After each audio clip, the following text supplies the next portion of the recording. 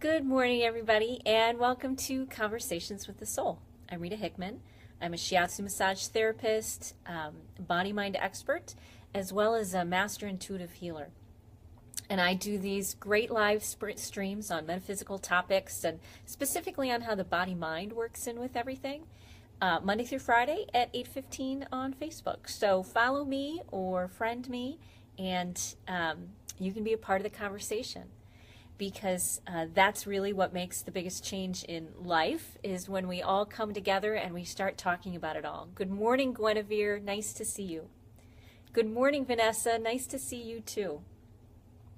So today we're talking about intuition and changing the rules of the game. So I'm reading this great book. Good morning, Margaret.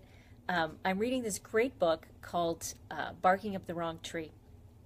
And it's about success, and it's about really understanding from all the research that's been gathered, from all the studies that have been gathered, what makes us successful as people, what makes us happy, and what motivates us, what moves us in the right direction, what sort of things do we need, or what sort of things do the most successful people in life have. And success isn't, of course, just monetary. It's also, the most successful relationships and family and career and the happiest and all of those things brought together. So this week we're talking about intuition, and we're talking about the body mind. And the segues really in well with this book that I'm reading, as I said, Barking Up the Wrong Tree. And they're talking about this, they're having a chapter on games, and on how, in order for us to, as people, to move forward, hi Mary Jane, in order for us to not go into some downward death spiral, good morning Suzanne, to not fall off our cliff, like I like to say, or fall into the deep end of the pool, it's important to try to make your own rules of your own game. And that's true with intuition too. So the Buddhists have a great philosophy about this, and it's about having an observer. Let me give you a little bit of information about the brain and the body. Every part of you has a consciousness, and you have at least 7 different parts of your brain that are having a conversation in your subconscious all the time. Now, if you add in the things that your heart, feels and adds to the conversation, and your gut adds to the conversation, and your cells and your mitochondria, good morning, Janine, and your DNA, and what they all add to the conversation, there's a lot going on.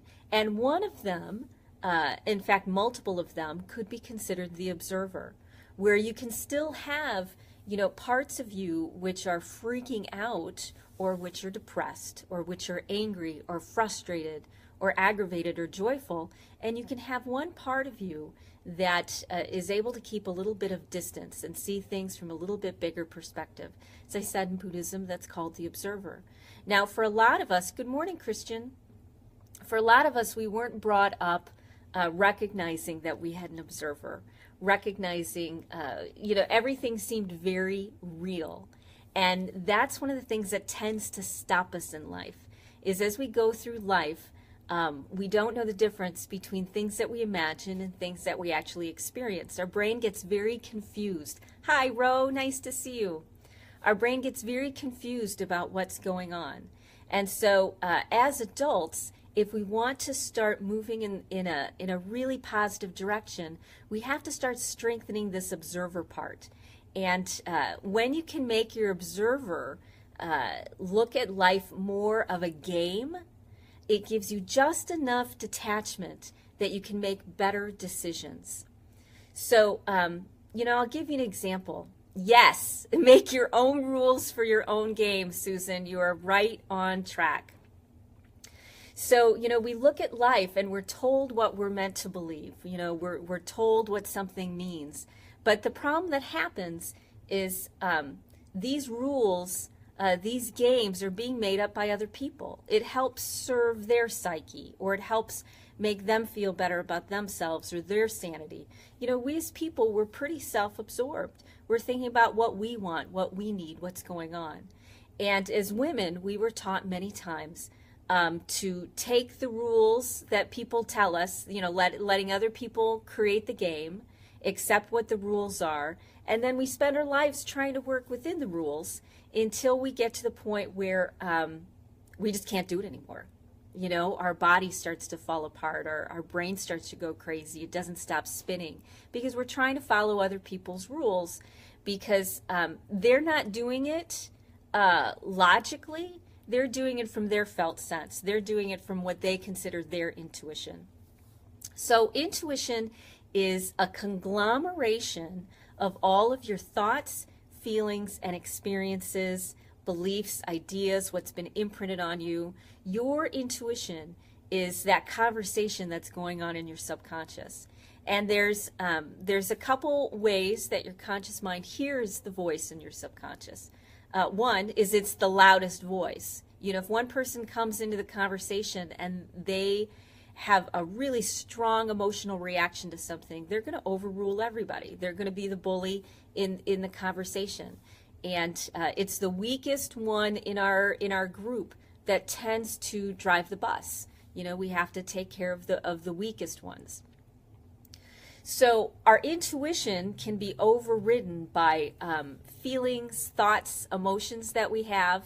And because we don't have a strong observer, a strong moderator of the conversation, we tend to go into a spiral. We go into a downward spiral where we end up having these emotional reactions, and it feels terrible, and we're scared, and we're angry, and we're frustrated, and it feels real because it's really happening to our body. We really feel it. Here's the way out of it. Even when you're feeling something, even when you just had a fight with somebody, or somebody's mad at you, or you just thought you might have screwed everything up, even when that feeling is clenching you, if you have really worked on cultivating your observer, you need to come in and start to change the rules of the game. Start to change the rules of how you are going to perceive what is going on. In a lot of personal growth stuff, they say, well, just be happy about it. We'll just, flip the switch. Be grateful. Be grateful that you feel like you're, going to throw up. Be grateful that you're so angry you can't see straight. Just be grateful for that. Be grateful for what you have. And going with your gut, Susan, is definitely a good way to go. So with, intuition, it's that conversation that's going on. It's it's all of those different parts and pieces of you that are talking. And if you've spent some really good time with meditation, if you've spent some good time strengthening that observer, then you will be able to start changing the rules of the game a little bit. So there was a story in this book, in The Barking Up the Wrong Tree, and it talked about a man who was mountain climbing, and I don't remember what mountain it was, but it was, something fairly big. And what happened was he was with a buddy, and they were coming back down, and he fell, and he broke his leg, and he ended up in this big crevasse that he thought would never end. And, his buddy thought that he was dead, so, went on his merry way and didn't know that he was still alive. So, anyways, this man kept creating games for himself in order to get him to do what he needed to do to survive.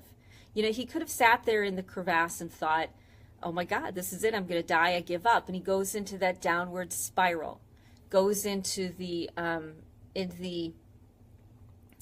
where it feels so real, and you might as well just give up and maybe go on to your next life. But he kept setting games for himself. If I can get to, this point, this boulder, this glacier, that spot in the ice in 20 minutes, then I win. If I can't, then he'll feel disappointed, but then he'll try again. When we make things into a game, when we're able to have that observer that can change what we're focusing on and what we're looking at, it can give us the motivation to keep moving forward. It can give us the motivation to stay human and to keep living our life, to keep finding joy and happiness, because if we've got that part of us that's deciding what the rules will be, the moderator of the game, we can focus on anything that we want. And so when things kind of go south, when things don't seem like they're going right, if you can reframe and look at it from a game point of view, not from a, I'm never going to make it the 20 miles that I need to go, I'm never going to be able to do that. Break it into chunks that are manageable, chunks that you can achieve. And when you do that, it keeps giving you the motivation to move forward. So what does this have to do with intuition? Intuition, as I said, are all of those voices in your body and in your body-mind which are talking to you. And so your intuition, that gut, that strong body-mind feeling, can be a belief that you just haven't evolved yet. A belief or an idea that you don't have enough experience with yet. You haven't you haven't seen all of the sides yet, and maybe you need a little bit more time to get a bigger perspective. Have you ever done something and the first time that you did it, it seemed overwhelming and hard and difficult, but every time that you did it, you know, especially if it was a game of some sort, if you turned it into a game of how can I get from A to B, how can I get this accomplished, then you keep giving yourself the experiences that you need to become a well-rounded, well-evolved person. And when you're well-rounded, your intuition is much better than when you're not. So if you want better intuition, you have to keep getting life experiences, easy ones, hard ones, scary ones, sad ones, big ones, little ones. We have to keep having them and being present to them. And the way that we can stand it, the way that we can cope with all of the scariness and all of the sadness that comes with new experiences, with being outside of our comfort zone, is to take a step back and try to see it as a game. Try to see it, try to look at the very next mini goal that you can achieve, not necessarily at the big picture. That's the end game. You want to focus on, can I do this by the end of the day? Can I do this by the end of the week? Can I do this even within the next 20 minutes? You know, when you set your life up and your goals more as a game, especially the stuff that's really scary and really hard and tends to make us feel defeated and like we'll never do it, we'll never succeed. When we can purposely walk in and say, you know what, I am going to just look at the next thing.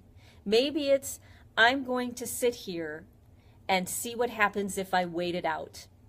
You know, start doing that with small things. Start doing that with things that don't really matter but make you feel a little nervous. Try waiting it out.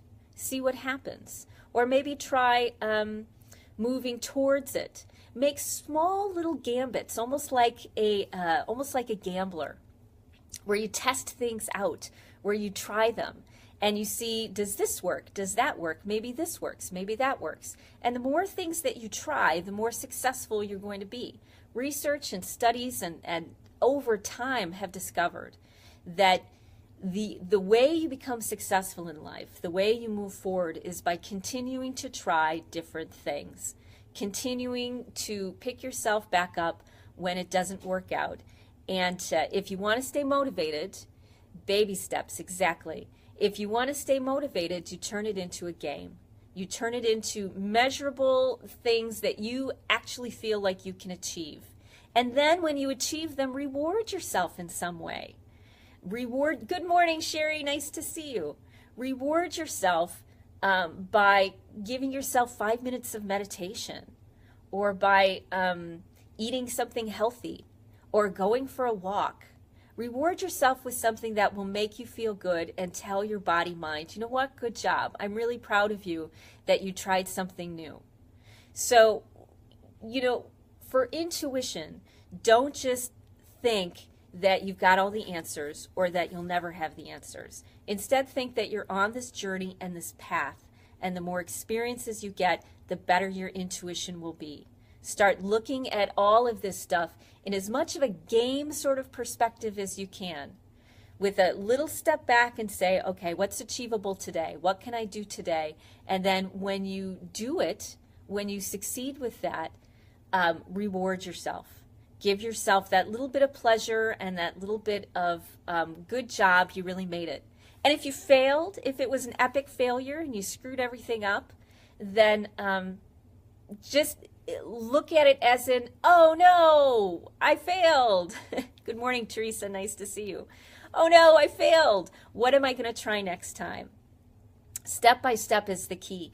And if you can get out of taking things so seriously, even when they feel seriously, even when they feel like the world's coming to an end, if you can take that breath and say, this is just a game.